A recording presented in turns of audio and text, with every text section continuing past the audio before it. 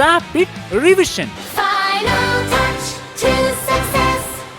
പത്താം ക്ലാസ് പരീക്ഷയ്ക്കായി ഒരുങ്ങിക്കൊണ്ടിരിക്കുന്ന വിദ്യാർത്ഥികൾക്കായി radio 90 FM voice of Amal Jyothi അവതരിപ്പിക്കുന്ന റാപ്പിഡ് റിവിഷനിലേക്ക് സ്വാഗതം. റാപ്പിഡ് റിവിഷനിലൂടെ ഇന്ന് നമ്മൾ പഠിക്കാൻ പോകുന്ന വിഷയം മലയാളം. ക്ലാസ് നയിക്കുന്നത് Kanjirappally Saint Dominic's higher secondary സ്കൂളിലെ മലയാളം അധ്യാപകനായ റെനി ജെയിംസ്. 2026 മാർച്ച് മാസത്തിൽ നടക്കുന്ന SSLC പരീക്ഷയ്ക്ക് തയ്യാറെടുത്തുകൊണ്ടിരിക്കുന്ന സ്നേഹമുള്ള വിദ്യാർത്ഥികളെ, എൻ്റെ പേര് റെനി ജെയിംസ്. ഞാൻ Kanjirappally Saint Dominic's higher secondary സ്കൂളിൽ ഹൈസ്കൂൾ വിഭാഗത്തിൽ മലയാളം അധ്യാപകനാണ്. Rapid Revision.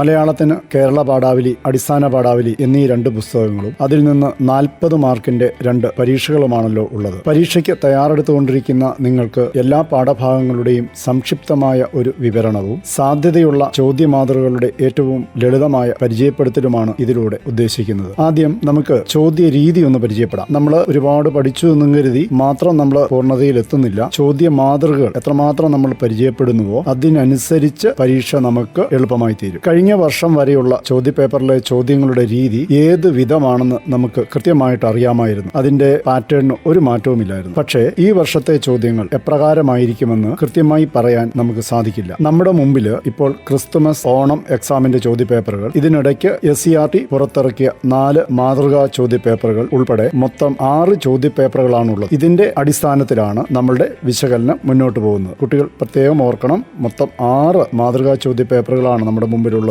ഇതിനെ അടിസ്ഥാനമാക്കിയാണ് ഞാൻ ഇനി പറയുന്ന കാര്യങ്ങൾ നിങ്ങൾ മനസ്സിലാക്കേണ്ടത്. ഇതിൽ 6ലും ചോദ്യരീതി വ്യത്യസ്ത രീതികളിലാണ്. ചോദ്യപേപ്പറിലെ നിർദ്ദേശങ്ങൾ നന്നായി വായിച്ചു വേണം പരീക്ഷ എഴുതുവാൻ. 15 മിനിറ്റ് കൂൾ ഓഫ് ടൈം നന്നായി വിനിയോഗിക്കണം. ഏതൊക്കെ ചോദ്യങ്ങളാണ് എഴുതുവാൻ പോകുന്നത്, എങ്ങനെ എഴുതണം എന്നൊക്കെ ഈ 15 മിനിറ്റിനുള്ളിൽ തീരുമാനമെടുക്കണം. ഈ 6 ചോദ്യപേപ്പറിനെ അടിസ്ഥാനമാക്കി ചോദ്യങ്ങളെ 4 വിഭാഗമായി നമുക്ക് തരംതിരിക്കാം. പ്രത്യേകം കുട്ടികൾ ഓർക്കണേ. അപ്പൊ ഈ 6 ചോദ്യപേപ്പറുകളാണ് നമ്മുടെ മുമ്പിലുള്ളത്. അത് ഔദ്യോഗികമായ ചോദ്യപേപ്പറുകളാണ്. ഇത് വെച്ചുകൊണ്ട് ഞാൻ 4 വിഭാഗങ്ങളാക്കി ക്വസ്റ്റ്യന്റെ രീതികളെ ഞാൻ തരംതിരിക്കുകയാണ്. വിഭാഗം 1, ആദ്യത്തെ 4 ചോദ്യങ്ങൾ ശരി ഉത്തരം തിരഞ്ഞെടുത്ത് എഴുതാനുള്ളതാണ്. 1 മാർക്ക് വീതമാണ് അവിടെയുള്ളത്. അവിടെ ചോയ്സ് ഒന്നുമില്ല. 4ൽ 4 ഉത്തരം നമ്മൾ എഴുതിയേ പറ്റൂ. ഇനി വിഭാഗം 2 മാർക്കിന്റെയോ 3 മാർക്കിന്റെയോ ചോദ്യങ്ങളായിരിക്കും ഈ വിഭാഗത്തിലുള്ളത്. ഇത്തരത്തിലുള്ള ചോദ്യങ്ങൾ 1 മുതൽ 3 വരെയാകാനാണ് സാധ്യതയുള്ളത്. ക്രിസ്മസ് പരീക്ഷയ്ക്ക് 2 മാർക്കിന്റെ 2 ചോദ്യമാണ് ഈ വിഭാഗത്തിൽ നിന്നും വന്നത്. ഇവിടെ പ്രത്യേകം ഒരു കാര്യം ഓർക്കണം. 2 or 3 വാക്യത്തിൽ ഉത്തരം എഴുതാൻ പറഞ്ഞാൽ വാക്യങ്ങൾ പറഞ്ഞിരിക്കുന്നത് ഒരിക്കലും കുറയാൻ പാടില്ല. 1 കൂടിയാലും കുഴപ്പമില്ല. അപ്പൊ നിങ്ങൾ ഓർക്കും, ഞാൻ ഉത്തരം എഴുതിയല്ലോ, 2 മാർക്കിൽ അല്ലെ 3 മാർക്കിൽ ഉത്തരം എഴുതാൻ പറഞ്ഞു, ഒറ്റ വാക്യത്തിൽ ഉത്തരം എഴുതി, കറക്റ്റ് ആണല്ലോ നിങ്ങൾ ഓർക്കും. പക്ഷെ അത് ശരിയല്ല. മാതൃഭാഷയിൽ നിശ്ചിത കാര്യങ്ങൾ കൃത്യമായി അവതരിപ്പിക്കാനുള്ള കുട്ടിയുടെ ശേഷിയാണ് ഇവിടെ പരിശോധിക്കുന്നത്. അതുകൊണ്ട് 2 or 3 വാക്യത്തിൽ ഉത്തരം എഴുതാൻ പറഞ്ഞാൽ അതിൽ കുറയരുത്. ഒരു സെന്റൻസ് കൂടിയാലും ഒരു കുഴപ്പവുമില്ല. അതായിരിക്കും നല്ലത്. വിഭാഗം 3, ഈ വിഭാഗത്തിൽ 5 മാർക്കിന്റെ ചോദ്യങ്ങളാണ് ഉണ്ടാവുക. ക്രിസ്മസ് പരീക്ഷയുടെ ചോദ്യപേപ്പറിലും ഒരു മാതൃകാ ചോദ്യപേപ്പറിലും 5 മാർക്കിന്റെ 5 ചോദ്യങ്ങളാണ് ഉണ്ടായിരുന്നത്. ബാക്കി 4 മാതൃകാ ചോദ്യപേപ്പറിലും 4 മാർക്കിന്റെ 4 ചോദ്യങ്ങൾ ഉണ്ടായിരുന്നു. ഇവിടെ വരാൻ സാധ്യതയുള്ളത് താരതമ്യക്കുറിപ്പ്, വിശകലനക്കുറിപ്പ്, വിലയിരുത്തൽ കുറിപ്പ്, കഥാപാത്ര നിരൂപണം, പ്രസ്താവനകളുടെ സാധുത തുടങ്ങി അല്പം വിശദീകരിച്ച് ഉത്തരം എഴുതേണ്ട ചോദ്യങ്ങളായിരിക്കും. ഇത്തരം ചോദ്യങ്ങൾക്ക് അരപ്പുറത്തിൽ കവിയാതെ ഉത്തരം എഴുതുക എന്നാണ് നിർദ്ദേശത്തിലുള്ളത്. ഓരോ ചോദ്യത്തിന്റെയും ഘടനയനുസരിച്ച് ഖണ്ഡിക തിരിച്ച് ഉത്തരം എഴുതി വരുമ്പോൾ അരപ്പുറം കൊണ്ട് ഉത്തരം പൂർണ്ണമാകും എന്ന് എനിക്ക് തോന്നുന്നില്ല. ഇപ്പോൾ ഒരു താരതമ്യക്കുറിപ്പ് എഴുതാനാണ് ചോദിച്ചിരിക്കുന്നതെന്ന് നിങ്ങൾ ഓർക്കുക. അപ്പോൾ തീർച്ചയായിട്ടും അത് അരപ്പുറം കൊണ്ട് ഒരിക്കലും അത് പൂർത്തിയാകുകയില്ല. അതിനാൽ അരപ്പുറം എന്ന നിബന്ധന പരിഗണിക്കാതെ വ്യക്തതയ്ക്ക് വേണ്ടി അല്പം കൂടി എഴുതുകയാവും നല്ലതെന്ന് എനിക്ക് തോന്നുന്നു. വിഭാഗം 4, 7 മാർക്കിന്റെ ചോദ്യങ്ങളാണ് ഈ വിഭാഗത്തിലുള്ളത്. ഇത്തരത്തിലുള്ള 1 അല്ലെങ്കിൽ 2 ചോദ്യങ്ങൾ ഈ വിഭാഗത്തിൽ നിന്ന് പ്രതീക്ഷിക്കാം. എഡിറ്റോറിയൽ, കഥാപാത്ര നിരൂപണം, ആസ്വാദനക്കുറിപ്പ്, പ്രഭാഷണം തുടങ്ങിയ രീതിയിലുള്ള ചോദ്യങ്ങളാവും ഈ വിഭാഗത്തിൽ നിന്ന് നമുക്ക് പ്രതീക്ഷിക്കാവുന്നത്. ഞാൻ സൂചിപ്പിച്ച 6 ചോദ്യപേപ്പറുകളിലും ആസ്വാദനക്കുറിപ്പ് തയ്യാറാക്കാനുള്ള ചോദ്യമുണ്ട്. ഇത് പാഠപുസ്തകത്തിന് പുറത്തുനിന്നുള്ള ചോദ്യമായിരിക്കും. നിർദ്ദേശത്തിന് അനുസരിച്ച് വേണം ആസ്വാദനക്കുറിപ്പ് തയ്യാറാക്കുവാൻ. മറ്റു തരത്തിലുള്ള ചോദ്യങ്ങൾ പാഠഭാഗമായി ബന്ധമുള്ളതായിരിക്കും. ഇതിന് ഒരു പുറത്തിൽ കവിയാതെ ഉത്തരം എഴുതാനാണ് പറഞ്ഞിരിക്കുന്നതെങ്കിലും നിങ്ങൾ അല്പം കൂടി കൂട്ടി എഴുതുന്നതായിരിക്കും നല്ലതെന്ന് എനിക്ക് തോന്നുന്നു. അപ്പോൾ ഞാനിപ്പം നിങ്ങളോട് പറഞ്ഞത് കേരള പാഠാവലിയുടെ ചോദ്യങ്ങളെ കുറിച്ചാണ്. 6 ക്വസ്റ്റ്യൻ പേപ്പർ വെച്ചുകൊണ്ട് കേരള പാഠാവലി പരീക്ഷയ്ക്ക് വരാനുള്ള ചോദ്യത്തിന്റെ രീതിയാണ് നിങ്ങൾക്ക് ഞാൻ പരിചയപ്പെടുത്തി തന്നത്. Rapid Revision. ഇനി നമുക്ക് കേരള പാഠാവലി പുസ്തകം നമുക്കൊന്ന് പരിചയപ്പെടാം. പരീക്ഷയ്ക്ക് വേണ്ടി ഏറ്റവും പ്രധാനപ്പെട്ട കാര്യങ്ങൾ വളരെ ലളിതമായിട്ട് ഞാനിന്ന് പറഞ്ഞു പോവുകയാണ്. നിങ്ങളെ പാഠപുസ്തക പഠനമെല്ലാം കഴിഞ്ഞിട്ടുണ്ടെന്ന് എനിക്കറിയാം. അങ്ങനെയുള്ള നിങ്ങൾക്ക് ഈ കാര്യങ്ങൾ ശ്രദ്ധിച്ചു കഴിയുമ്പോൾ എല്ലാ കാര്യവും നിങ്ങളുടെ മനസ്സിൽ തെളിഞ്ഞു വരും. കേരള പാഠാവലി പുസ്തകം നമുക്കൊന്ന് പരിചയപ്പെടാം. കേരള പാഠാവലി പുസ്തകത്തിൽ 5 യൂണിറ്റും 14 പാഠങ്ങളുമാണ് നമുക്ക് പഠിക്കാനായിട്ടുള്ളത്. അപ്പോൾ ഒന്നാമത്തെ യൂണിറ്റാണ് ഇപ്പം നിങ്ങളെ ഞാനിന്ന് പരിചയപ്പെടുത്തുന്നത്. ഒന്നാമത്തെ യൂണിറ്റിന്റെ പേര് ഭാഷ പൂത്തും സംസ്കാരം തളർത്തും എന്നാണ് യൂണിറ്റിന്റെ പേര്. നിങ്ങൾ പാഠപുസ്തകം പഠിക്കുമ്പോൾ യൂണിറ്റിന്റെ പേര് വളരെ പ്രധാനപ്പെട്ടതാണ്. അതിൽ നിന്നും പരീക്ഷയ്ക്ക് ചോദ്യങ്ങൾ വരാം. ഭാഷ പൂത്തും സംസ്കാരം തളിർത്തും എന്ന് പറയുമ്പോൾ മലയാള ഭാഷ പൂക്കൾ കൊണ്ട് പ്രശോഭിച്ച ഒരു കാലം, അതായത് മലയാള ഭാഷ ഐശ്വര്യ സമ്പന്നമായ ഒരു കാലം എന്നാണ് അർത്ഥം. വീണ്ടും സംസ്കാരം തളിർത്തും എന്ന് പറയുമ്പോൾ സാംസ്കാരികമായി നമ്മുടെ നാട്ടിലുണ്ടായ അല്ലെങ്കിൽ സാംസ്കാരികമായി സമ്പന്നമായ ഒരു കാലത്തെയാണ് ഇത് സൂചിപ്പിക്കുന്നത്. അപ്പൊ ഈ പൊതു ആശയം കടന്നു വരുന്ന വിധത്തിലുള്ള 3 പാഠങ്ങളാണ് ഈ യൂണിറ്റിലുള്ളത്. 1 കഥകൾ അതിമോഹനം, 2 സ്വാതന്ത്ര്യത്തിന്റെ ചെറുകുകൾ, 3 മാതൃഭാഷ നമ്മുടെ ഉള്ളിൽ ഒഴുകുന്ന ജീവനദി. ഇപ്പൊ ഈ 3 പാഠങ്ങളിലേക്കും നമ്മൾ പ്രവേശിക്കുന്നതിന് മുമ്പ് ഒരു പ്രവേശകം തന്നിട്ടുണ്ട്. പ്രവേശകം OV വിജയന്റെ ഖസാക്കിന്റെ ഇതിഹാസത്തിലെ ഒരു കുറച്ച് ഭാഗമാണ് തന്നിരിക്കുന്നത്. അതും നിങ്ങളൊന്ന് വായിച്ചു നോക്കണം. അത് പരീക്ഷാ ബന്ധിയാണ്. കാരണം ഇതിൽ നിന്നും പരീക്ഷയ്ക്ക് ചോദ്യങ്ങൾ ചോദിക്കാൻ സാധ്യതയുണ്ട്. ഖസാക്കിന്റെ ഇതിഹാസം എന്ന നോവലിലെ ഒരു കുറച്ച് ഭാഗമേ ഉള്ളൂ. അവിടെ പറയുന്ന ഇതാണ്: നമുക്ക് വൈകാരികമായി എന്ത് അവതരിപ്പിക്കണേലും മാതൃഭാഷ വേണം. ഇതാണ് ഇതിന്റെ കേന്ദ്രാശയം. ഇനി നമുക്ക് ഒന്നാമത്തെ പാഠത്തിലേക്ക് കടക്കാം. കഥകൾ മോഹനം എന്നാണ് പാഠത്തിന്റെ പേര്. മലയാള ഭാഷയുടെ പിതാവായ എഴുത്തച്ഛന്റെ ശ്രീ മഹാഭാരതം കിളിപ്പാട്ടിലെ ദ്രോണ പർവ്വത്തിൽ നിന്നും എടുത്തിട്ടുള്ളതാണ് ഈ ഭാഗം. ഈ പാഠത്തെ വേണമെങ്കിൽ നമുക്ക് അതിന്റെ ആശയത്തെ 2ആയിട്ട് തിരിക്കാം. ഒന്നാമത്തെ ഭാഗത്ത് ഇത് നിങ്ങൾക്കറിയാം, കിളിയെ കൊണ്ട് പാടിക്കുന്ന രീതിയിലാണ് എഴുതിയിരിക്കുന്നത്. കിളിയെ നല്ല ഭക്ഷണങ്ങളൊക്കെ കൊടുത്ത് വിളിച്ചു വരുത്തി സന്തോഷിപ്പിക്കുകയാണ്. ആദ്യ ഭാഗത്ത് പഞ്ചവർണ്ണ കിളിയെ വിളിച്ചു വരുത്തി ഭക്ഷണപാനീയങ്ങളൊക്കെ കൊടുത്ത് സന്തോഷിപ്പിക്കുന്നു. അടുത്ത ഭാഗത്ത് ഭീഷ്മർ ശരശയ്യയിലായപ്പോൾ തോറ്റുപോയ സുയോധനാദികൾ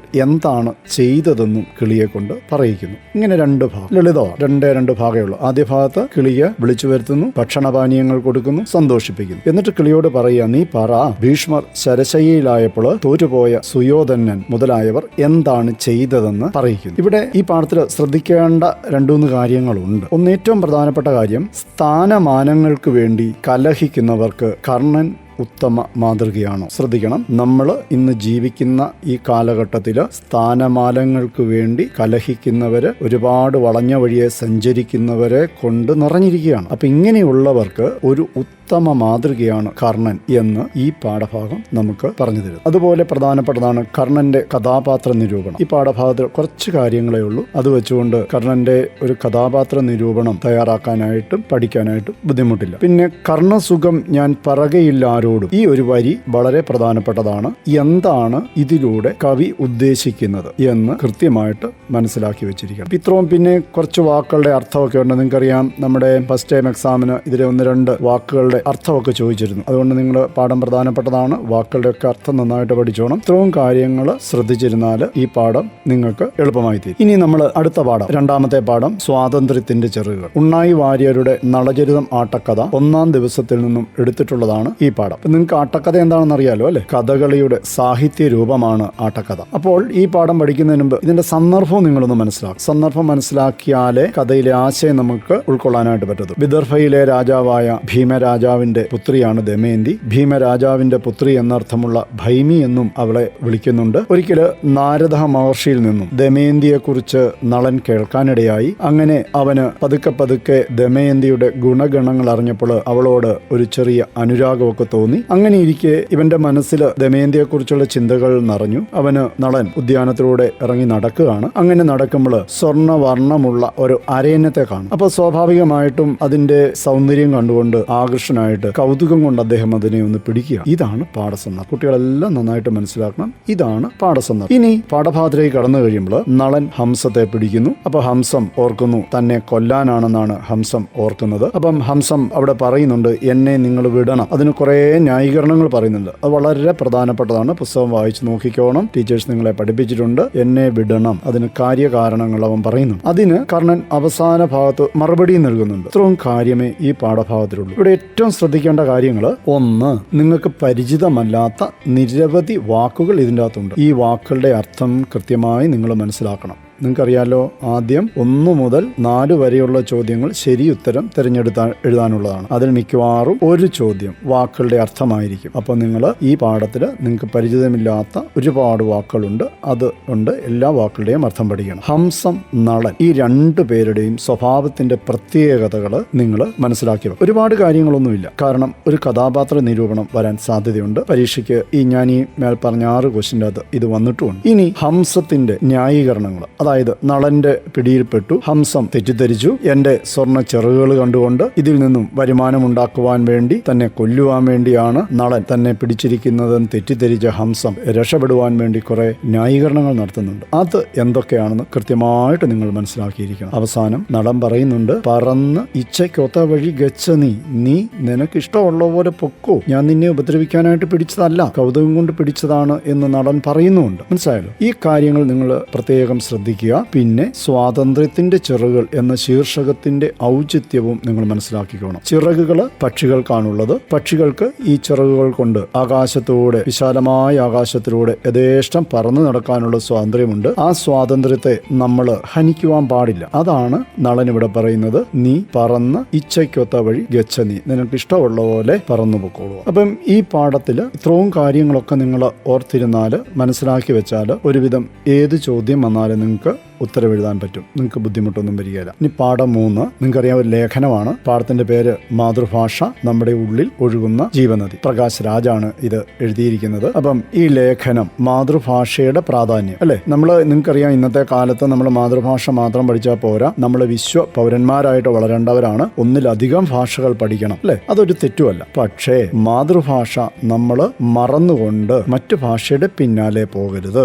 1ാം സ്ഥാനം എപ്പോഴും മാതൃഭാഷയ്ക്ക് ായിരിക്കണം. നമ്മുടെ ബുദ്ധിയും നമ്മുടെ ചിന്തയും നമ്മുടെ പ്രവൃത്തികൾ പോലും മാതൃഭാഷയുമായിട്ട് ബന്ധപ്പെട്ടാണ് കിടക്കുന്നത് എന്ന് പണ്ഡിതന്മാർ പറഞ്ഞിട്ടുണ്ട്. ഇവിടെയും ഈ പാഠസന്ദർഭം നമ്മൾ പാഠത്തിന്റെ സാരാംശം ഒന്ന് മനസ്സിലാക്കണം. 5 വയസ്സുകാരിയായ മകളോടൊപ്പം പച്ചക്കറി കടയിൽ പോയ അനുഭവം വിവരിച്ചുകൊണ്ടാണ് മാതൃഭാഷയുടെ പ്രാധാന്യത്തെക്കുറിച്ച് പ്രകാശ് രാജ് എഴുതിയിരിക്കുന്നത്. അതാണ് ഈ പാഠഭാഗത്തിന്റെ ആശയം. മാതൃഭാഷയുടെ മാധുര്യം അറിയാതെ നമ്മുടെ കുട്ടികൾ വളർന്നു വരുന്നതിന്റെ വേദന ലേഖകൻ പങ്കുവയ്ക്കുന്നു. എത്ര ഭാഷ വേണമെങ്കിലും ആവശ്യാനുസരണം നമുക്ക് പഠിക്കാം. പക്ഷേ മാതൃഭാഷ സ്പഷ്ടമായി എഴുതുവാനും വായിക്കുവാനും എനിക്കറിയാം എന്ന് അഭിമാനത്തോടെ പറയാൻ നമുക്ക് കഴിയണം എന്നാണ് ലേഖകൻ ഇവിടെ ഓർമ്മിപ്പിക്കുന്നത്. ഈ പാഠഭാഗത്തിൽ ശ്രദ്ധിക്കേണ്ട പ്രധാനപ്പെട്ട കാര്യങ്ങൾ: മാതൃഭാഷയുടെ പ്രാധാന്യം വ്യക്തമാക്കുന്ന പല തരത്തിലുള്ള ചോദ്യങ്ങൾ ഈ പാഠഭാഗത്തിൽ നിന്നും വരാൻ സാധ്യതയുണ്ട്. അത് പ്രഭാഷണമായിട്ടോ എഡിറ്റോറിയലായിട്ടോ ഒക്കെ വരാൻ സാധ്യതയുണ്ട്. അതുകൊണ്ട് മാതൃഭാഷയുടെ പ്രാധാന്യം എന്ത് എന്ന് നിങ്ങൾ നന്നായിട്ട് മനസ്സിലാക്കി വെക്കും. പിന്നെ മാതൃഭാഷയുടെ പ്രാധാന്യത്തെക്കുറിച്ച് നിങ്ങൾക്കറിയാം, കുഞ്ഞുണ്ണി മാഷ് പറഞ്ഞിട്ടുണ്ട്,